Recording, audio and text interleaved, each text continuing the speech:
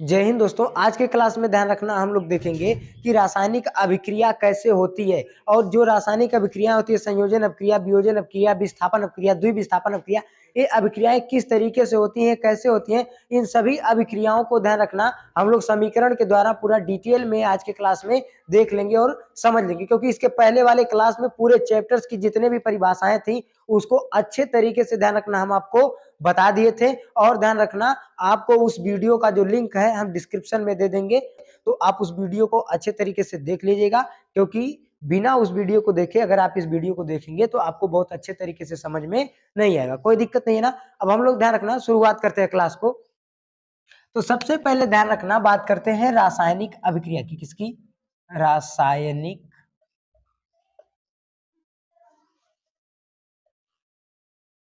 अभिक्रिया। ठीक, तो हम आपको बताए थे, ध्यान रखना, रासायनिक अभिक्रिया किसे कहते हैं आपको बताए थे, जब दो या दो से अधिक तत्वों को, ठीक है, जब दो या दो से अधिक तत्वों को एक साथ हम मिलाते हैं और कोई यौगिक बन के तैयार होता है तो उसे रासायनिक अभिक्रिया कहते हैं। जैसे हम आपको बता दें, देखो हम लोग ले लिए किसको, हाइड्रोजन ले लिए, और क्या ले लिए, देखो हम लोग हाइड्रोजन ले लिए और क्या ले लिए, ऑक्सीजन ले लिए। इनको जब हम लोग एक साथ दोनों को मिला दिए तो क्या बन के तैयार हो गया, पानी। पानी को अपनी भाषा में हम लोग बोलते हैं जल। ठीक है, पानी को हम लोग क्या बोलते हैं, जल। हाइड्रोजन का फार्मूला होता है, देखो H2 प्लस। ये रासायनिक समीकरण लिखा कैसे जाता है हम आपको वो चीज बताने जा रहे हैं। ध्यान रखना, हम आपको बताए थे रासायनिक समीकरण को कैसे लिखा जाता है। जब अभिकारक और उत्पाद को लिखने के लिए हम लोग ABCD के अक्षरों का प्रयोग करते हैं तो उसे हम लोग क्या कहते हैं, रासायनिक समीकरण को लिखना। तो लिखा कैसे जाता है, देखो यहाँ पे हाइड्रोजन को कैसे लिखते हैं, H2 से, ऑक्सीजन को कैसे लिखते हैं, O2 से। दोनों एक साथ मिलकर क्या बना देगा, H2O। तो ये ध्यान रखना, क्या ध्यान रखना, क्या कहलाता है, इस तरीके से हम लोग क्या लिखते हैं, रासायनिक समीकरण को लिखते हैं। रासायनिक समीकरण को कैसे लिखते हैं, तो इसी तरीके से हम लोग रासायनिक समीकरण को अच्छे तरीके से क्या कर देते हैं, लिख देते हैं, कंप्लीट हो जाता है। कोई दिक्कत नहीं है ना, अच्छे से समझ में आ गया रासायनिक अभिक्रिया कैसे होती है। तो रासायनिक अभिक्रिया जब दो तत्वों को मिलाते हैं, कोई एक यौगिक बन के तैयार हो जाता है तो उसे रासायनिक अभिक्रिया कहते हैं। रासायनिक समीकरण को कैसे लिखते हैं, तो ध्यान रखना, जब हम लोग अभिकारक और उत्पाद को लिखने के लिए ABCD के अक्षरों का प्रयोग करते हैं तो उसे हम लोग क्या कहते हैं, तो उसे हम लोग कहते हैं रासायनिक समीकरण को लिखना। तो रासायनिक समीकरण कैसे लिखा जाता है आपको समझ में आ गया होगा। फिर रासायनिक अभिक्रिया कैसे होती है आपको समझ में आ गया होगा। अब एक अभिक्रिया ध्यान रखना होती है संयोजन अभिक्रिया। कौन सी अभिक्रिया, संयोजन अभिक्रिया। अब ध्यान दीजिए, संयोजन अभिक्रिया क्या होती है आपको हम बता दें। जब ध्यान रखना, कई तत्व मिलकर के, यानी दो या दो से अधिक तत्व मिलकर के एक यौगिक का निर्माण करेंगे तो उसे हम लोग क्या कहेंगे, संयोजन अभिक्रिया। जब दो या दो से अधिक तत्व मिलकर के एक तत्व का निर्माण करेंगे तो उसे कौन सी अभिक्रिया कहेंगे, संयोजन अभिक्रिया। अब इसमें देखो, एक तत्व है H2, एक तत्व है O2, दोनों मिल करके एक यौगिक का निर्माण कर रहे हैं कि नहीं। यहाँ पे देखो H2O2 अलग अलग है, मिल करके एक तत्व का निर्माण कर रहे हैं, जल का, यानी H2O का। तो यहाँ पे जुड़ रहे हैं, तो जब दो या दो से अधिक तत्व मिल करके एक यौगिक का निर्माण करेंगे तो उसे हम लोग कहते हैं संयोजन अभिक्रिया। कौन सी अभिक्रिया कहते हैं, संयोजन अभिक्रिया। तो देखो दो तत्व है मिल करके एक यौगिक का निर्माण करें, उसे हम लोग क्या कहेंगे, संयोजन अभिक्रिया। कोई दिक्कत नहीं। अब हम लोग देख लेते हैं वियोजन अभिक्रिया। कौन सी अभिक्रिया, वियोजन। तो जैसे मान लो H2O हमारे सामने दे रखा है, हम लोग H2O को ही क्या कर दिए, भदेली में रख करके खौला दिए। भदेली में रख करके क्या कर दिए, खौला दिए। तो भदेली में रख करके जब इसको खौला देंगे तो देखो ध्यान से, हाइड्रोजन अलग हो जाएगा, ऑक्सीजन अलग हो जाएगा। तो हाइड्रोजन क्या हो जाएगा, भाप बन के अलग उड़ जाएगा, ध्यान रखना, यानी कि O2 अलग हो जाएगा और H2 क्या हो जाएगा, अलग हो जाएगा। भाप बन करके क्या हो जाएगा, उड़ जाएगा। समझ में आ रहा है कि नहीं। तो दोनों ही चीजें क्या हो जाएंगी, अलग अलग हो जाएंगी। एक बात, तो इसे हम लोग कौन सी अभिक्रिया कहेंगे, वियोजन अभिक्रिया। क्या कहेंगे, वियोजन अभिक्रिया। वियोजन अभिक्रिया। ध्यान रखना, जब एक ही यौगिक टूट करके कई सारे तत्वों में बिखर जाता है तो उसे हम लोग क्या कहते हैं, वियोजन अभिक्रिया। हम आपको बताए थे कि मान लो खीर, मसिया, मुनक्का, गरी, चौहाड़ा, बादाम बीन बीन करके लो बांटते चले गए, निकालते चलेंगे तो उसको क्या हो जाएगा, सब चीज अलग हो जाएगी। तो जब सब चीज अलग हो जाएगी, ध्यान रखना, तो उसे हम लोग कौन सी अभिक्रिया कहेंगे, वियोजन अभिक्रिया। आप अगर वियोजन अभिक्रिया का आपको बहुत अच्छे से एग्जाम्पल देखना है ना, तो आप देखिए घर पे महिला सब बहुत अच्छे से वियोजन अभिक्रिया का काम करती है।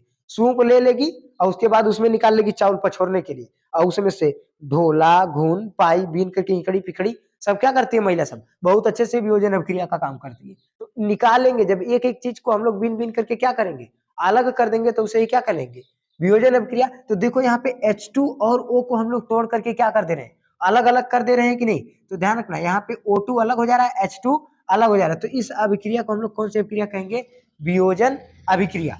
कोई दिक्कत नहीं ना, इस अभिक्रिया को कौन सी अभिक्रिया कहेंगे, वियोजन अभिक्रिया। कंफ्यूजन कहीं पे।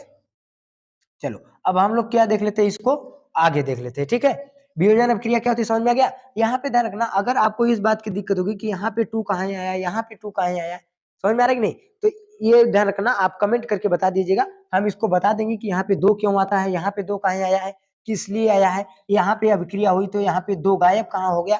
तो इस चीज को अगर दिक्कत होगी तो आप कमेंट कीजिएगा, हम इसको पूरे तरीके से एक अलग टॉपिक में इसको क्या करेंगे, समझा देंगे, ठीक है। कोई दिक्कत नहीं है ना। संयोजन अभिक्रिया क्या होती है, वियोजन अभिक्रिया क्या होती है, रासायनिक समीकरण कैसे लिखा जाता है, ये चीज समझ में आ गई। कोई दिक्कत, कोई कंफ्यूजन। आगे चले हम लोग। अब देखिए हम लोग देख लेते हैं कि विस्थापन अभिक्रिया को कैसे करते हैं, ठीक है। विस्थापन अभिक्रिया कैसे होती है, कौन सी अभिक्रिया, विस्थापन अभिक्रिया। तो हम इसमें बताए थे कि जब कोई क्रियाशील तत्व तो आकर के, ठीक है, किसी यौगिक के किसी तत्व को मार के भगा देगा तो उसे हम लोग क्या कहेंगे, विस्थापन अभिक्रिया। आप ही समझिए ना कि आप ही अपने घर में रह रहे हैं और कोई गुंडा आ करके, मरखा गुंडा आ करके आपको मार पीट के भगा दे आपके आपके घर में से, तो क्या होगा वहां पे, आप विस्थापित हो जाएंगे, मार के भगा दिया, तो उसे कौन से अभिक्रिया कहेंगे, विस्थापन अभिक्रिया। जस्ट यहाँ पर भी वही चीज होता है, जो तत्व आता है वो बहुत मरखा तत्व होता है, तो उस यौगिक के उस तत्व में से उसको क्या कर देता है, वो मार करके भगा देता है, तो उसे हम लोग कौन सी अभिक्रिया कहते हैं, विस्थापन अभिक्रिया। जैसे आप देख लीजिए Zn प्लस CuSO4, CuSO4, तो ध्यान रखना क्या हो गया, ZnCuSO4। जब ये अभिक्रिया करेगा ना, तो यस ध्यान रखना, Zn क्या है प्लस, ये क्या है SO4 माइनस, तो ये वाला क्या हो जाएगा SO, ध्यान रखना क्या करेगा, Zn SO4 को अपने पास बुला लेगा और Cu को यहाँ से क्या कर देगा, भगा देगा, तो क्या बना लेगा, ZnSO4 बना लेगा और प्लस क्या हो जाएगा, Cu क्या हो जाएगा, बाहर निकल जाएगा, Cu क्या हो जाएगा, बाहर निकल जाएगा। तो यहाँ पे देखो Cu को क्या कर दिया, विस्थापित कर दिया कि नहीं, Cu को मार के भगा दिया, तो इस अभिक्रिया को हम लोग कौन सी अभिक्रिया का नाम देंगे, विस्थापन अभिक्रिया। कौन सी अभिक्रिया का नाम देंगे, विस्थापन अभिक्रिया। कोई दिक्कत नहीं है ना। अब हम लोग देख लेते हैं द्विविस्थापन अभिक्रिया। द्विविस्थापन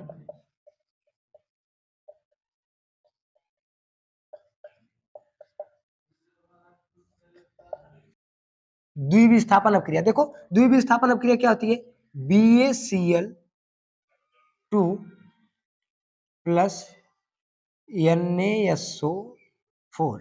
जब अभिक्रिया करेंगे तो देखो Cl क्या है माइनस, Ba क्या है प्लस, Na क्या है प्लस, A क्या है माइनस। तो देखो क्या करेंगे, यहाँ पे आयनों का आदान प्रदान होगा, तो जो SO4 है ध्यान रखना कहाँ आ जाएगा, Ba के पास, और Cl कहाँ चला जाएगा, Na के पास।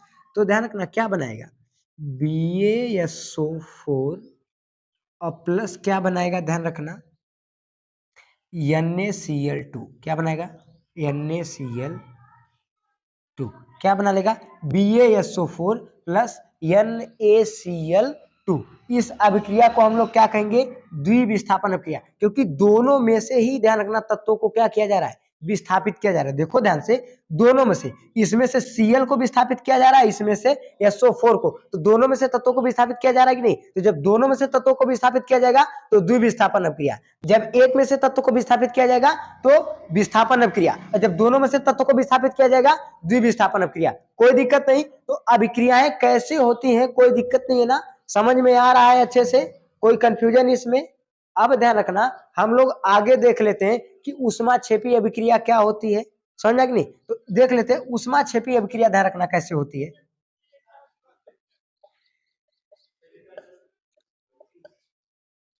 ऊष्माक्षेपी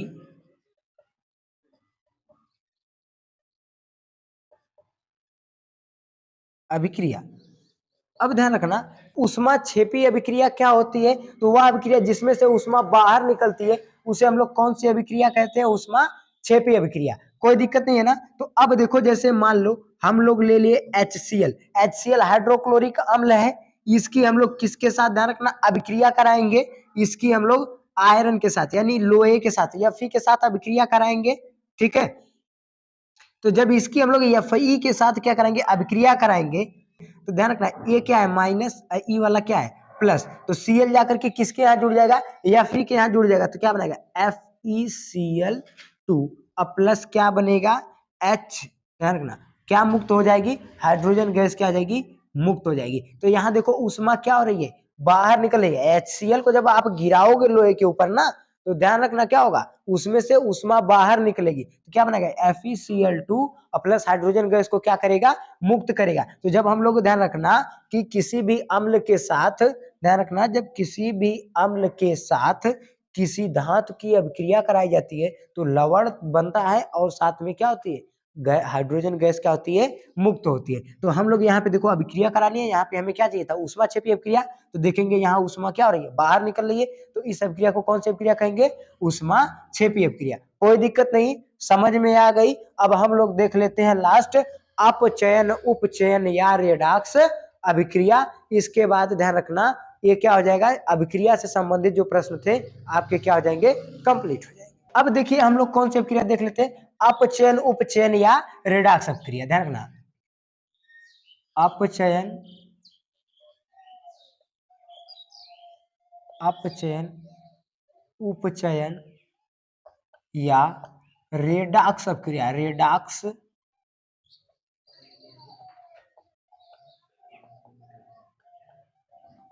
अभिक्रिया। अब देखो अपचयन, उपचयन या रेडॉक्स अभिक्रिया कैसे होती है? तो जैसे एक एग्जांपल हम ले लेते हैं। देखो यहाँ पे क्या एग्जांपल एक ले रहे हैं हम लोग, ठीक है। एग्जांपल के तौर पे देखो, जैसे हम लोग क्या ले रहे हैं, हम लोग ले लिए PbO और प्लस ले लिए C, यानी कि कार्बन ले लिए। PbO ले लिए प्लस कार्बन ले लिए। जब ध्यान रखना ये इसके साथ क्या करेगा?